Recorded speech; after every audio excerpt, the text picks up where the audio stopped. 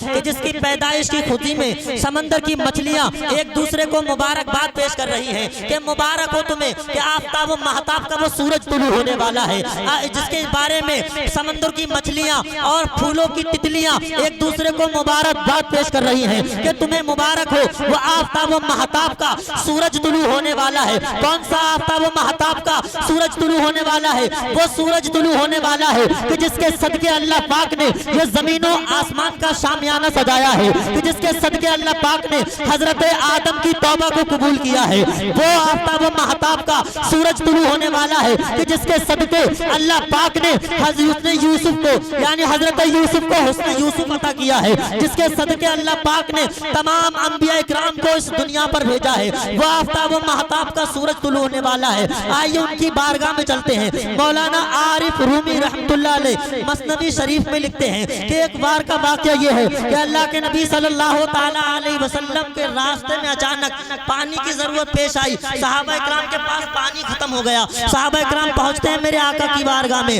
اور عرض کرتے ہیں یا رسول اللہ فدا کا امی بابی، ہمارے ماں باپ آپ پر قربان، یا رسول اللہ پانی بالکل ختم ہو گیا ہے، پانی کا ایک قطرہ باقی نہیں رہا ہے، جانور پیاسے ہیں، ہم لوگ پیاسے ہیں، وضو کے لیے پانی نہیں بچا، پینے کے لیے پانی نہیں بچا۔ میرے آقا نے حضرت علی کو طلب کیا، حضرت علی کو بلایا اور ارشاد فرمایا اے علی جاؤ پہاڑ کے اس پار جانا، ایک حبشے کا غلام اونٹنی پر سوار ہو کر پانی کا مشکیزہ لیے چلا جا رہا ہوگا، اس کو بلا کر میری بارگاہ میں لے آؤ۔ حضرت علی نے جو ہی سنا ہے تو سن کر مصطفیٰ کریم کے فرمان کو چڑھ گئے پہاڑ پر، جا کر دیکھا واقعی ایک حبشے کا غلام اونٹنی پر سوار ہو کر کاندھے پر مشکیزہ لیے چلا جا رہا ہے۔ حضرت علی ارشاد فرماتے ہیں اے غلام چل، تجھے میرے آقا بلا رہے ہیں۔ غلام کہنے لگتا ہے میں تمہارے آقا کو پہچانتا نہیں ہوں، تمہارے آقا کو جانتا نہیں ہوں، تو کیسے تمہارے آقا کی بارگاہ میں چلوں؟ حضرت علی ارشاد فرماتے ہیں کہ تو اگر آسانی سے نہیں گیا تو میں تجھے جبرن لے جاؤں گا۔ حضرت علی نے پکڑا اس حبشے کے غلام کو اور لے جا کر مصطفیٰ کریم کی بارگاہ میں جا کر کے کھڑا کر دیا ہے۔ میرے آقا ارشاد فرماتے ہیں اے غلام اپنے پانی کے مشکیزے کا منہ کھول دو اور ہم اس سے کچھ پانی لینا چاہتے ہیں، تمہارے مشکیزے کا پانی بالکل بھی کم نہ ہوگا۔ تو غلام کہنے لگتا ہے آپ کون ہیں اور ایسا کیسے ہو سکتا ہے؟ یہ تو کوئی چمتکار ہی ہو سکتا ہے کہ آپ پانی مشکیزے سے لیں اور پانی بالکل بھی کم نہ ہو۔ میرے آقا ارشاد فرماتے ہیں غلام تم مجھے جانتے نہیں ہو، میں خاتم النبیین حضرت عبداللہ کا بیٹا آمنہ کا نور نظر میں ہوں، میں محمد رسول اللہ صلی اللہ تعالی علیہ وسلم ہوں، تم مجھے پہچانتے نہیں ہو۔ جب اس حبشے کے غلام نے اپنے پانی کے مشکیزے کو منہ کو کھولا ہے، میرے مصطفیٰ کریم نے اپنا نبوت والا ہاتھ کو اٹھایا اور اس کے پانی کے مشکیزے میں رکھا ہے اور ہاتھوں سے جب پانی کے چشمے جاری ہوئے ہیں تو صحابہ اکرام اس پانی کے مشکیزے سے جو چشمے نکل رہے تھے مصطفیٰ کریم کے ہاتھ سے اپنے تمام پانی کے برتن بھر لیتے ہیں، تمام لوگوں پانی سے سیراب ہوتے ہیں، تمام لوگوں نے اپنے پانی کے مشکیزے کو بھر لیا ہے اور بھرا تو بریلی کا امام بولا نور کے دریا لہرائیں، نور کے چشمے لہرائیں دریا بہیں، نور کے چشمے لہرائیں دریا بہیں، انگلیوں کی کرامت پہ لاکھوں سلام، ہاتھ جس سمت اٹھا غنی کر دیا موجے بحر سما، واہ واہ واہ واہ، غنی کر دیا موجے بحر سماعت پہ لاکھوں سلام۔ جب اس حبشے کے غلام نے مختصر بتا رہا ہوں، جب یہ دیکھا، جب اس واقعے کو دیکھا، جب اس ماجرے کو دیکھا تو کہنے لگا آپ تو بہت بڑے ہیں، آپ تو مہان ہیں، آپ نے تو یہ چمتکار کر دیا ہے، ایسا کیسے ہو سکتا ہے؟ میرے آقا ارشاد فرماتے ہیں یہ چمتکار نہیں ہے بلکہ یہ معجزہ ہے۔ تو وہ غلام کہنے لگا یا رسول اللہ مجھے بھی کلمہ پڑھا کر داخل اسلام کر لیجئے۔ میرے آقا نے اس کو کلمہ پڑھایا لا الہ الا اللہ محمد رسول اللہ اور اس کو داخل اسلام کر لیا ہے۔ اور وہ حبشے کا غلام جب داخل اسلام ہو گیا، مسلمان ہو گیا، تو میرے آقا ارشاد فرماتے ہیں جب تم ہمارے دین میں آئی گئے ہو، جب تم نے ہماری غلامی کا لبادہ اوڑھ لیا ہے، اب بتاؤ تم کیا مانگنا چاہتے ہو؟ تو وہ غلام عرض کرتا ہے یا رسول اللہ میں دنیا کے تخت و تاج نہیں مانگنا چاہتا، میں کوئی مال و ثروت نہیں چاہتا ہوں، میں کوئی جائیداد نہیں چاہتا ہوں، میں کوئی मर्तबा नहीं चाहता, मैं कहीं का बादशाह बनना नहीं चाहता हूँ, बस ये मेरी जो रंगत काली है या रसूल अल्लाह ऐसा करम कर दे कि मेरी ये रंगत बदल जाए। तो मेरे आका ने उसको अपने सीने से लगाया है। सहाबा इकराम गवाह है इस बात के कि सीने से लगने से पहले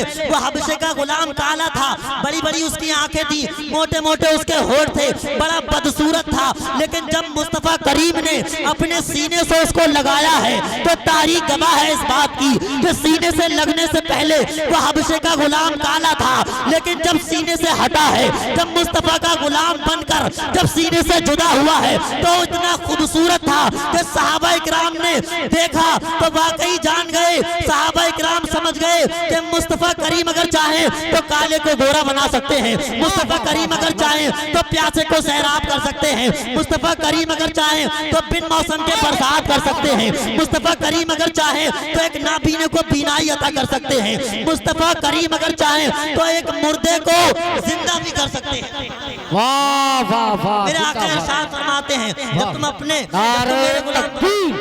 नारे रिसालत, नारे हौसियत, जश्न मिलादुन नबी, सरकार की आमद, मसलके आला हजरत मुस्तफ़ा करीम सल्लल्लाहु ताला अलैहि वसल्लम की बारगाह से जब वो गुलाम वापस चला ना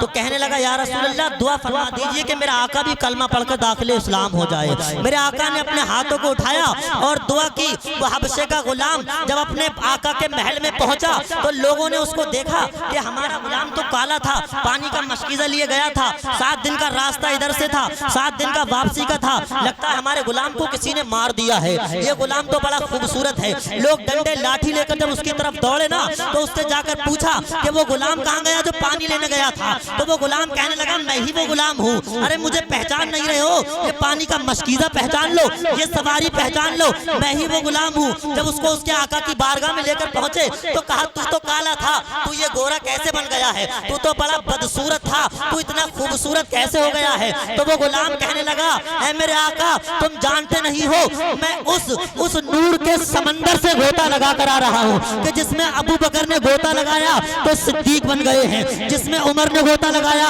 तो फारूक आजम बन गए हैं, जिसमें उस्मान ने गोता लगाया तो उस्मान गनी ज़ुन्नूरैन बन गए हैं, जिसमें हजरत अली ने गोता लगाया तो शेर खुदा बन गए हैं। उस नूर के समंदर से गोता जन होकर के आ रहा हूँ। तो वो आका कहने लगा अरे मुझे भी जरा अपने आका की बारगाह में लेकर के चल, कहाँ से आखिर तू आया है। तो वो आका अपने गुलाम के साथ साथ चलने लगा। जब साथ साथ चलने लगा तो वो आका आगे आगे था, गुलाम पीछे पीछे था। तो उस आका ने कहा अरे पीछे पीछे क्यों चल रहे हो, अरे आगे चलो, तुम्हें आगे चलना चाहिए। कहा नहीं मैं आपका गुलाम हूँ, मेरी ये हैसियत है कि आका आगे चले और मैं पीछे चलूं। तो उसका आका बोला अरे पहले तू मेरा गुलाम था इसलिए पीछे पीछे चला करता था, अब तू मोहम्मद मुस्तफा का गुलाम है और जब मोहम्मद मुस्तफा का गुलाम होता है वो हम जैसों का इमाम होता है।